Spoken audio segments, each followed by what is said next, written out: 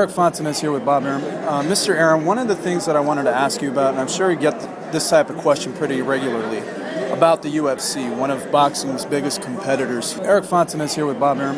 Mr. Arum, one of the things that I wanted to ask you about, and I'm sure you get this type of question pretty regularly, about the UFC, one of boxing's biggest competitors. What is your take on that organization now, specifically that they've gotten onto the Fox network? Well, first of all, there is no real competition between boxing and UFC. Very, very small crossover. 8%. I think UFC does a very, very good job in the promotion, but it's a wholly different game plan from the one that we have. I think that going on Fox Network is okay, but I don't know if it helps their pay-per-view numbers. So, it's a mixed bag. Well, I think they've admitted that being on the Fox network takes away from their pay-per-view just because they have to do so many shows on the network. But no, their numbers have been very, very bad on the pay-per-view. On pay-per-view? Since the Fox deal? Right, okay. Do you think... Because people say we can see the same thing for nothing, why should we pay? Right. So do you think it was a mistake to try to get on a network for them? Or? You can't make value judgments with the very small window that they've had. Let's see how it works out over a year. So do you think it's going to take a little bit more time to find out if this investment was worth it? Exactly. I see. Well, what was your initial reaction when you I thought it was very, very good. Thought it was good? Very good for them. But now I have some second thoughts. But let's see. The jury's still out, like they say.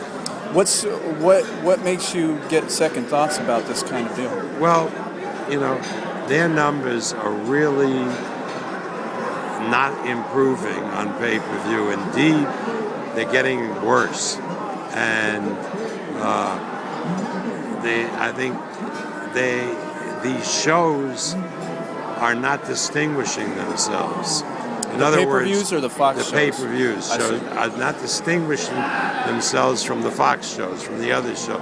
It's all like one, it's UFC, it's just one mixed bag? Mixed bag. Right.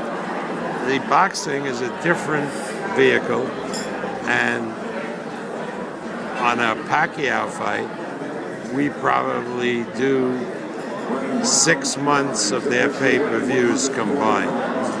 Mayweather, the same thing. It's not comparable.